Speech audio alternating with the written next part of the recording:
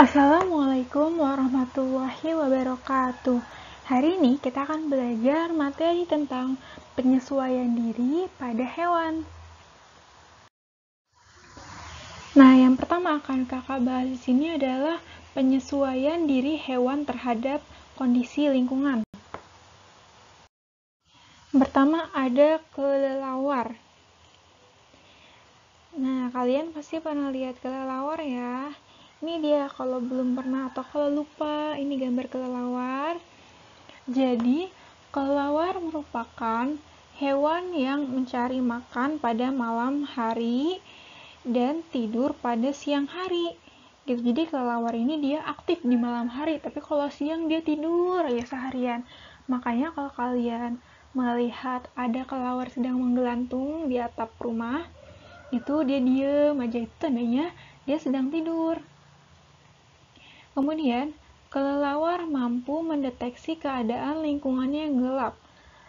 Nah, si kelelawar ini akan mengeluarkan bunyi berfrekuensi tinggi dan dari mulutnya. Jadi, kelelawar ini akan mengeluarkan bunyi berfrekuensi tinggi dari mulutnya. Kemudian, bunyi tersebut akan dipantulkan oleh benda-benda di sekitarnya, sehingga kelelawar dapat memperkirakan jarak makanan yang ada di sekitarnya. Gitu. Jadi, kelelawar ini dia dapat mengeluarkan bunyi kan. Kemudian, ketika dia mengeluarkan bunyi itu tuh akan dipantulkan oleh benda-benda di sekitarnya. Jadi dengan pantulan itu dia bisa memperkirakan, dia bisa tahu kira-kira dari dia berdiri itu ada makanan atau ada benda di sekitarnya itu kira-kira jarak berapa ya, 1 meter kah? Itu dia bisa tahu dengan bunyi itu gitu. Nah, kemampuan ini disebut dengan ekolokasi. Kemudian, kelelawar memiliki sayap yang lebar. Untuk apa? Untuk memudahkan menangkap bunyi. Gitu. Nah, inilah kemampuan yang dimiliki oleh kelelawar. Yaitu ciri khasnya ekolokasi, ingat ya. Yaitu dia mengeluarkan bunyi berfrekuensi tinggi. Kemudian, burung hantu. Nah, kalau burung hantu gimana, Kak? Jadi, burung hantu juga mencari makan pada malam hari atau disebutnya dengan nokturnal. Nokturnal ini merupakan hewan yang aktif di malam hari. Kemudian, burung hantu memiliki penglihatan yang tajam. Jadi, dia kan aktif di malam hari yang gelap, tapi dia dapat memiliki penglihatan yang tajam. Nah, burung hantu memiliki kepala yang dapat berputar ke belakang. Gitu. Jadi, dia bisa nengok sampai belakang. Kan kalau kita nengok itu leher cuma bisa belok sampai kanan atau kiri. Tapi kalau pada burung hantu, dia bisa memutar kepalanya sampai ke belakang. Jadi dia bisa siaga kalau misalnya ada musuh yang datang.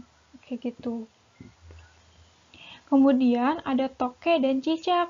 Nah, toke dan cicak ini dapat merayap di dinding. Nah, kalau kalian suka lihat, kok bisa sih Kak cicak itu merayap di dinding tapi kok dia nggak jatuh? Karena pada cicak dan toke ini memiliki lapisan perekat pada telapak kakinya.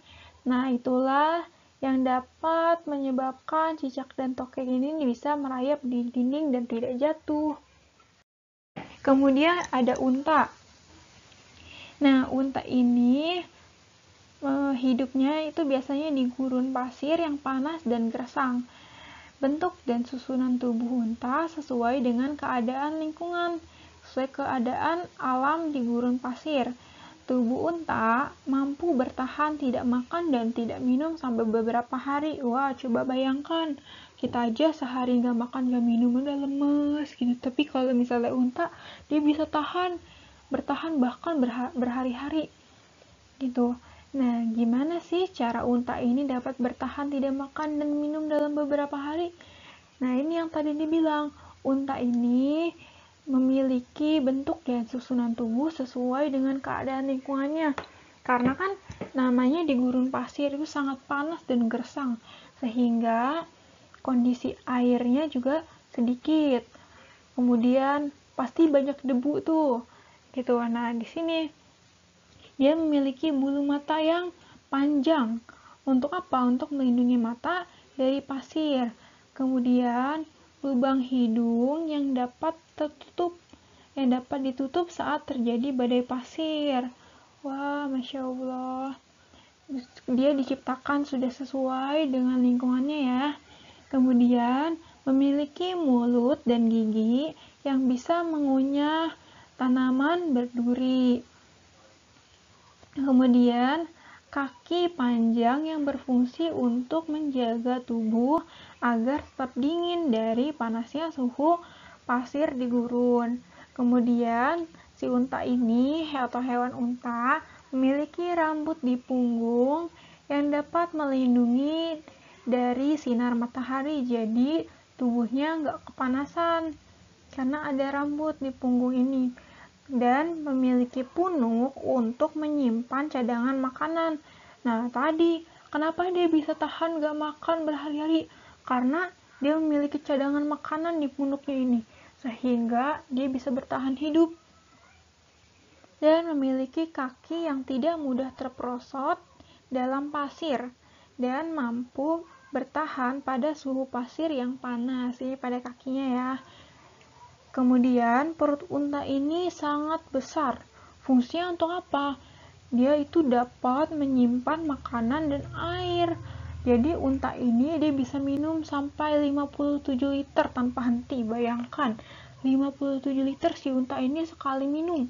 Makanya dia memiliki cadangan air. Jadi kalau misalnya dia nggak minum berhari-hari, dia kuat karena dia punya cadangan minuman ini di perutnya. Bayangin aja dia sekali minum 57 liter. Kemudian penguin. Nah, penguin ini hidup di daerah yang sangat dingin. Dia juga memiliki ciri khusus yang sesuai dengan bentuk. Dia memiliki bulu berwarna hitam yang membantu banyak menyerap sinar matahari. Kan dia tinggalnya di kutub ya, jadi dingin gitu. Nah, makanya dia memiliki bulu berwarna hitam supaya lebih hangat gitu. Kemudian terdapat lapisan minyak di bulunya agar tidak basah ketika terkena air.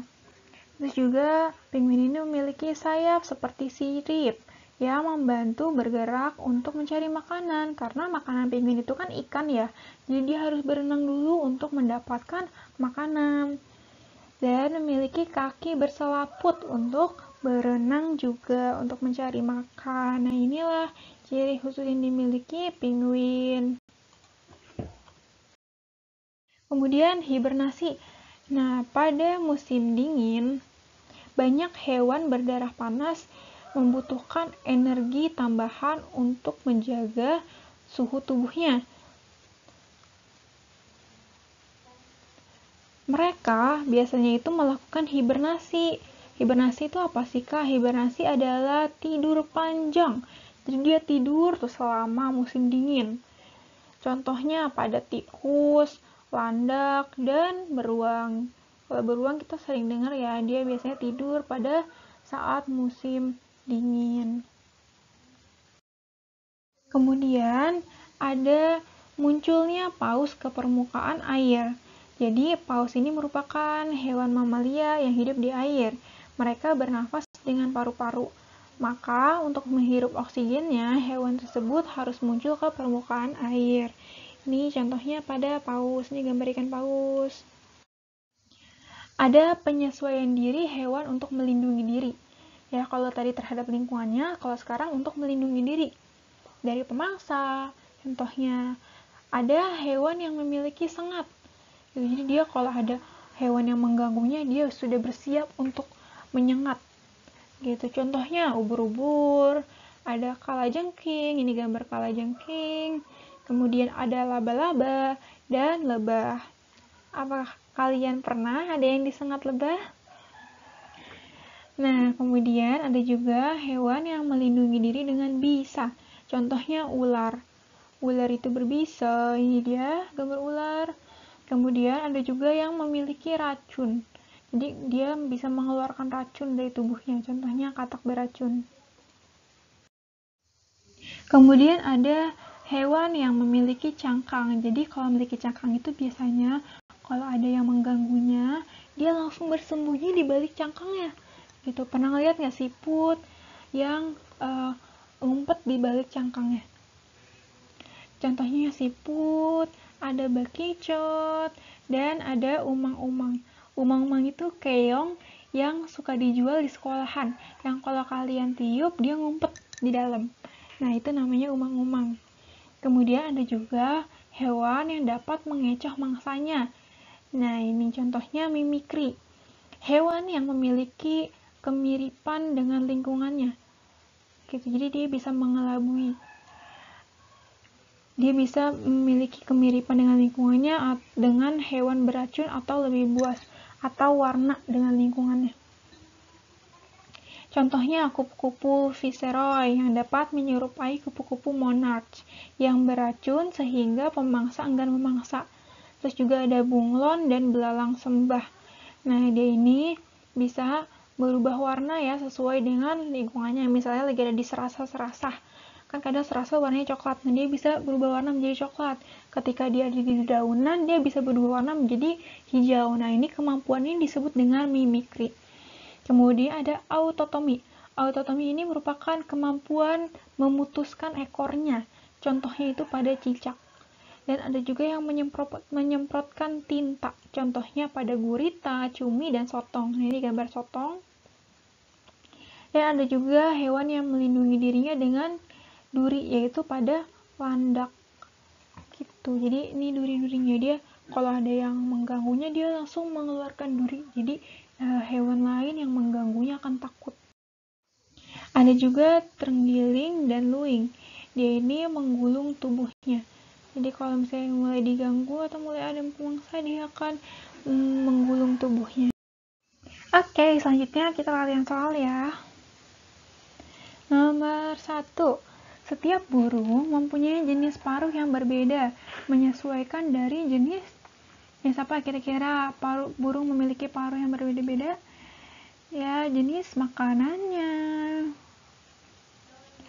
Kemudian, ciri khusus yang dimiliki kelelawar adalah, nah, kelelawar ini dia memiliki penglihatan yang buruk, tapi dia itu memiliki pendengaran yang bagus. Jadi dia bisa melihat lingkungannya, mengetahui kondisi lingkungannya dengan pendengarannya yang bagus. Nomor 3, cicak memutuskan ekornya. Bertujuan untuk apa? Jadi cicak itu ketika ada musuh yang ingin memangsanya atau mengejarnya, dia itu akan memutuskan ekornya dan ekor itu akan tetap bergerak. Jadi si musuhnya ini akan fokusnya ke ekor-ekor yang bergerak, sedangkan cicaknya itu melarikan diri. Berarti untuk mengelabui musuhnya. Nomor 4. Hewan yang memiliki lidah panjang untuk menangkap mangsanya adalah katak. Kemudian, hewan yang mempunyai kemampuan mengubah warna kulit sesuai dengan tempat yang disinggahi adalah apa? Hewan yang dapat mengubah warna kulitnya? Bunglon. Kalau kelelawar ekolokasi, cicak memutuskan ekornya. Kemampuan kelelawar menggunakan suara untuk mengetahui letak suatu tempat atau makanan serta mencari jalan dinamakan dengan ekolokasi. Kalau adaptasi menyesuaikan diri dengan lingkungan. Autotomi memutuskan ekornya. Mimikri merubah warna sesuai dengan lingkungannya atau mengikuti hewan lain. Itu kemudian hewan di daerah kutub melakukan tidur yang sangat lama bertujuan untuk menghemat cadangan makanan.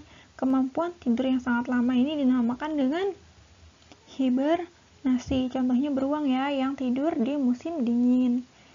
Kemudian paruh bebek yang datar dan tumpul berguna untuk apa kira-kira?